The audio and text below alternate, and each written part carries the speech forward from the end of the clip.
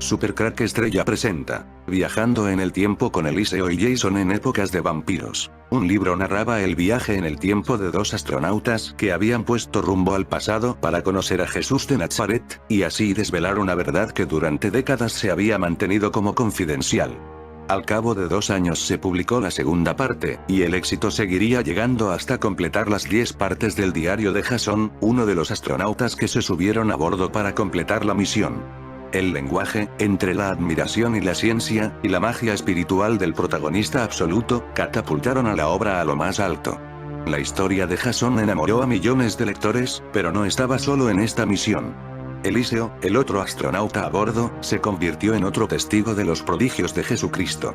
Su descripción, 3 décadas después, completa la historia de la Operación Caballo de Troya. Con el tiempo en mi canal hemos descubierto que esta historia es totalmente cierta y hay montones de pruebas de que Jason y Eliseo realizaron muchos saltos en el tiempo, viajaron a la época de Jesucristo para descubrir si de verdad existió, y comprobaron que todo era real, pero en otro salto del tiempo les mandaron descubrir si los vampiros en el pasado fueron reales. Para ello buscaron historias de vampiros, y encontraron una vieja historia de vampiros del año 1710 en Serbia, una historia muy documentada. En principio la élite pensó mandar en el tiempo a Jason y Eliseo al año 1710 a un pueblo de Serbia llamado Medveja. Aquí en este pueblo se pudo vivir un caso de vampiros muy documentado de ese año 1710, pero los historiadores que tenían que decidir a qué época viajar en el tiempo, pensaron que los vampiros de Serbia del año 1710 eran una minoría, que apenas podía sobrevivir en aquel año. Para ese año los vampiros ya se tenían que enfrentar a armas de fuego muy poderosas, allá quedaban muy pocos vampiros vivos, apenas sobrevivían de mala manera escondiéndose. Pensaron que sería mucho mejor viajar más atrás en el tiempo, al año 1350 al mismo pueblo de Serbia, donde ocurrieron los hechos del año 1730, la razón era simple: más atrás en el tiempo quizás podrían encontrar una colonia de vampiros en todo su esplendor. El año elegido fue el año 1350 en Serbia, en el mismo pueblo donde ocurrieron unos hechos con vampiros en el 1730, Medveja, Serbia. Jason y Eliseo viajaron en el tiempo al año 1350, a un lugar llamado Dekani en Serbia, que está a unos 100 kilómetros de Medveja, Serbia.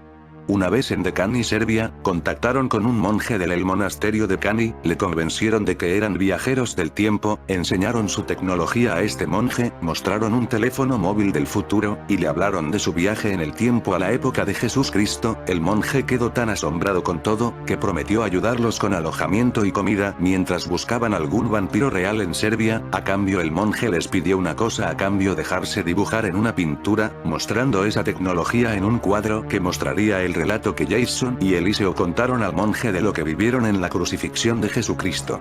Así nació un cuadro donde aparece Jason hablando con un teléfono móvil, titulado La crucifixión de Jesucristo, que está en el monasterio de Dekani. En ese cuadro aparecen Jason y Eliseo. Jason está con un teléfono móvil, mientras en el cielo aparece tecnología de los ángeles caídos llamada por nosotros ovnis. El investigador César Reyes pone a consideración ciertos símbolos muy antiguos que, sin razón conocida, aparecen en el fresco de la crucifixión de Cristo en el monasterio Visoki de Dekani.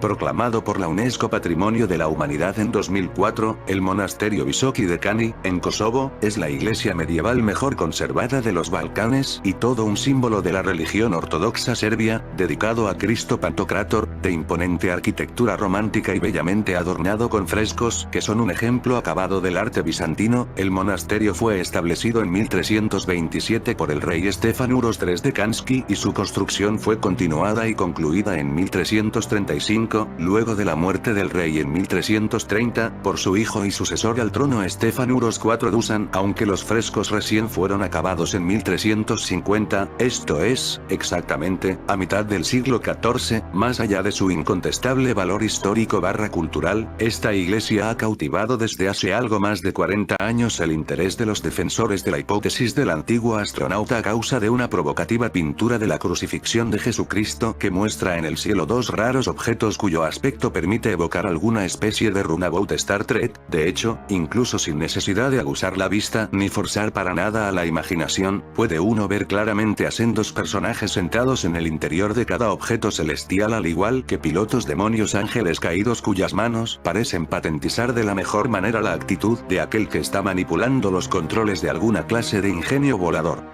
Uno de los casos más estudiados sobre la creencia en vampiros es el de Arnold Paole, fallecido en 1732 en Medveja, un ajduk, partisano, serbio que supuestamente se convirtió en vampiro tras su muerte.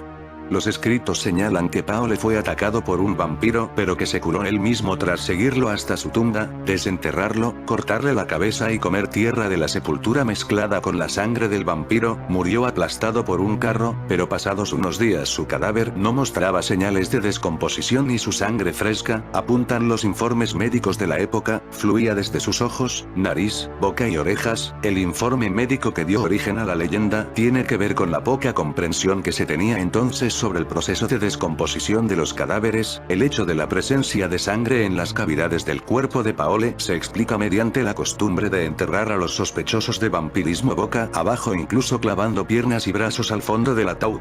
Curtido en el campo de batalla, acostumbrado a matar y a ver morir, Paole era un hombre rudo, en cierto modo despiadado, pero que a estas alturas de su vida estaba cansado, hastiado de defender la tierra para que otros, en la corte, pudieran disfrutar de sus acómodos.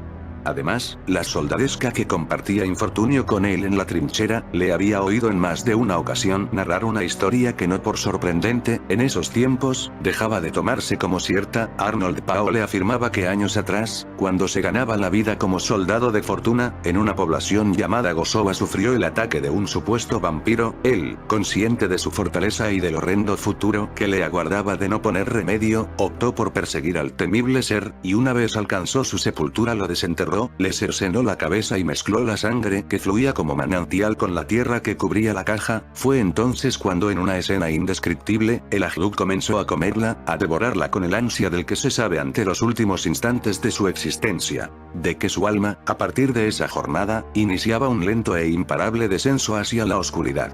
Años después regresó a su patria con su particular cargamento de miseria, y durante un tiempo se dedicó a las labores del campo, olvidando los duros trances que le regaló el destino.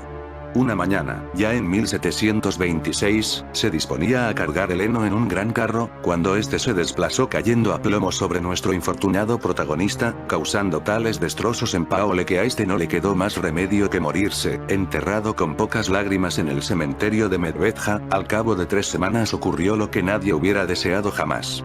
Primero una muerte, después otra y así hasta un total de 4 parroquianos que fenecieron entre fiebres y alucinaciones, no sin antes gritar que el causante de tanta penuria era un habitante de las tinieblas, que levantándose de su tumba cada madrugada les extraía la sangre, provocando un estado de anemia del que no pudieron escapar.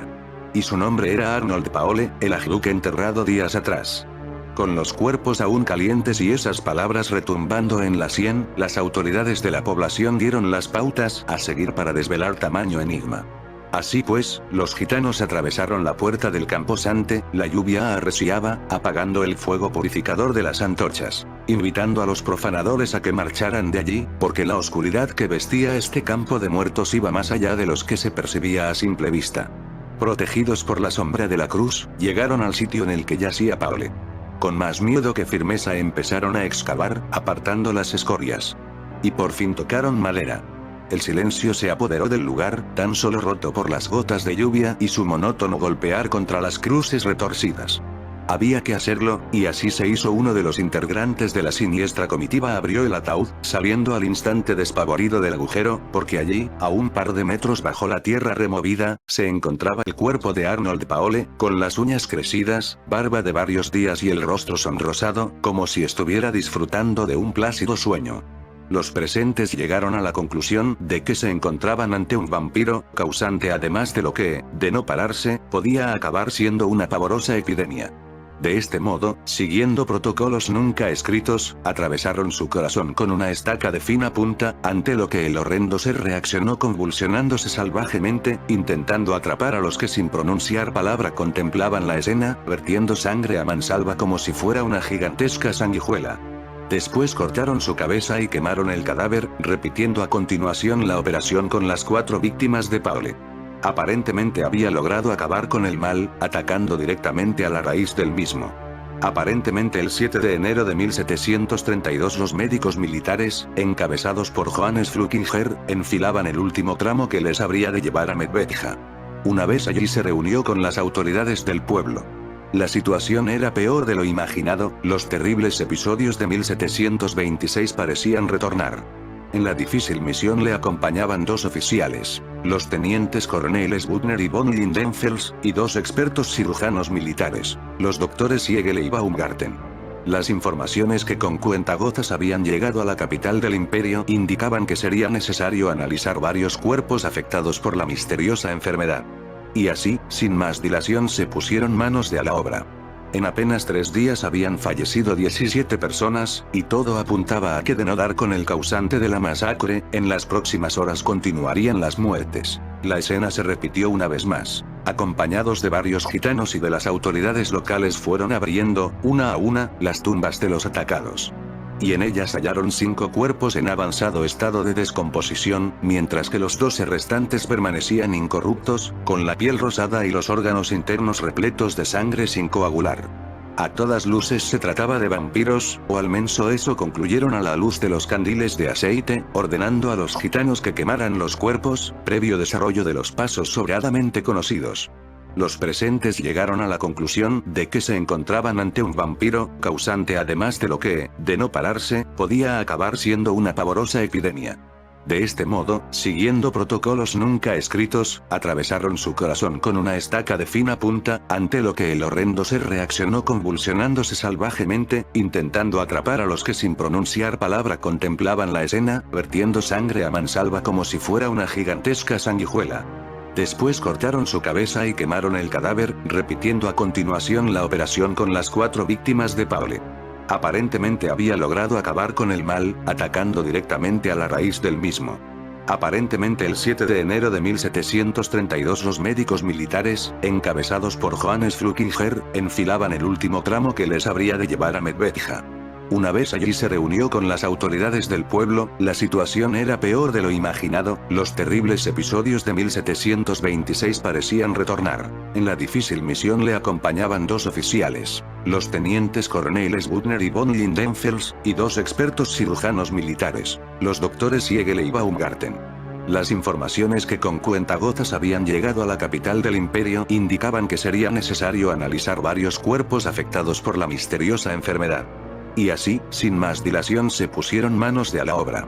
En apenas 3 días habían fallecido 17 personas, y todo apuntaba a que de no dar con el causante de la masacre, en las próximas horas continuarían las muertes. La escena se repitió una vez más. Acompañados de varios gitanos y de las autoridades locales fueron abriendo, una a una, las tumbas de los atacados. Y en ellas hallaron 5 cuerpos en avanzado estado de descomposición, mientras que los 12 restantes permanecían incorruptos, con la piel rosada y los órganos internos repletos de sangre sin coagular. A todas luces se trataba de vampiros, o al menos eso concluyeron a la luz de los candiles de aceite, ordenando a los gitanos que quemaran los cuerpos, previo desarrollo de los pasos sobradamente conocidos. Tras el examen, las cabezas de los vampiros fueron cortadas por los gitanos locales y después se quemaron junto a los cuerpos, tras lo cual las cenizas fueron arrojadas al río Morava. Los cuerpos descompuestos, sin embargo, fueron devueltos a sus sepulcros, todo lo cual atestiguo junto con los médicos castrenses auxiliares que me fueron adjudicados. El abajo firmante atestigua que todo lo que como médico castrense del honorable regimiento Fürstenbusch ha observado en materia de vampiros, junto a los médicos castrenses que firman con él, es verídico y se ha realizado, observado y examinado en nuestra presencia. Para confirmarlo estampamos nuestra firma de nuestro puño y letra Belgrado, 26 de enero de 1732. Operación Caballo de Troya. Durante la década de los 60, la NASA finalizaba un proyecto secreto que le permitía ni más ni menos que viajar en el tiempo.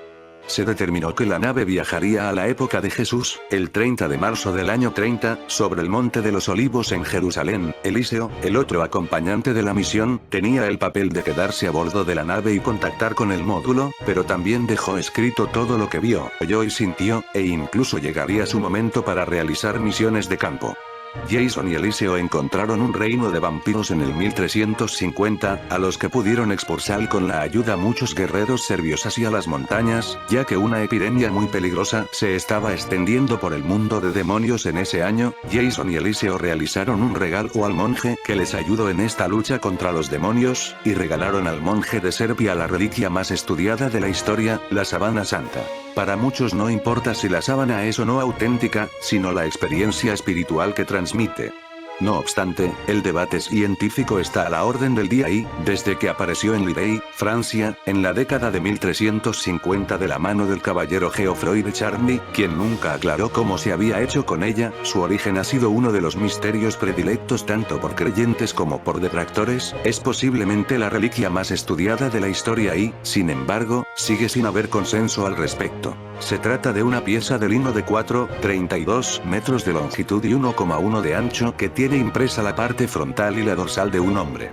La figura corresponde a un individuo de cerca de 1,80 metros de alto que tiene el aspecto típico con el que se ha presentado a Jesús, con pelo largo y barba, y las lesiones, producidas por latigazos, la corona de espinas y los clavos, descritas en los relatos de la Pasión. Y, por si fueran pocas las coincidencias, ahora un nuevo hallazgo alimenta aún más las creencias sobre su origen religioso. Thank you for watching. Las partículas encontradas revelan el gran sufrimiento de la víctima, lo que desmentiría la teoría de que fue pintado durante la Edad Media. Un equipo de científicos del Instituto de Materiales de Trieste y del Instituto de Cristalografía de Bari, pertenecientes al Centro Nacional de Investigación de Italia, junto con la Universidad de Padua, ha concluido que el tejido de la reliquia estuvo en contacto con sangre humana, en concreto, con una persona que fue torturada. El secreto está en la sangre según los autores del estudio, el lienzo contiene nanopartículas que no están presentes en la sangre de una persona sana. Al respecto, Elvio Carlino, director de la investigación, asegura que esas partículas revelan el gran sufrimiento por el que pasó la víctima, que luego fue envuelta en el paño fúnebre. Dichas características no pueden replicarse, por lo que el hallazgo, publicado en la revista científica PLOS-ONE, desmentiría así la teoría de que el rostro humano fue pintado durante la Edad Media, pues hay quien mantiene, entre otras críticas, que la postura representada muestra incongruencias o argumentan que las pruebas del carbono 14 realizadas en 1988, autorizadas por la Santa Sede, lo databan entre los siglos XIII y XIV. El semblante tiene los ojos cerrados, es el rostro de un difunto y, sin embargo, nos mira de un modo misterioso y habla en el silencio. En concreto, los científicos se refieren a una amplia presencia de partículas de creatinina unidas a las de ferritina, elementos que se suelen encontrar en pacientes que han sufrido múltiples traumas o torturas. Estos descubrimientos tan solo pueden ser revelados por los métodos recientemente desarrollados en el campo de la microscopía electrónica, explica Carlino. Al igual que lo es ahora en Turín, también fue punto de destino de peregrinos, y un negocio redondo, en el siglo XIV. Y, como hoy en día, no estaba exento de polémicas. El sudario terminó en la iglesia de Nuestra Señora del Rey, pero fue el Papa Clemente VII el que informó de que se trataba de una pintura o cuadro. Desde entonces recorrió ciudades a lo largo de 2 siglos, como muchos otros que populaban por la Europa de la Edad Media, hasta que llegó a su lugar actual, la Catedral de la ciudad italiana, en 1578. No fue hasta 1958 cuando el Papa Pío XII autorizó la imagen vinculada con la devoción hacia Santa Faz de Jesús, y desde entonces su idilio con la Iglesia Católica, aunque ambiguo, se ha ido desarrollando con los años. Tal vez, con este nuevo hallazgo, se anime a formalizar la relación. En fin, amigos de Supercrack Estrella, si el video te gustó, pulgar arriba.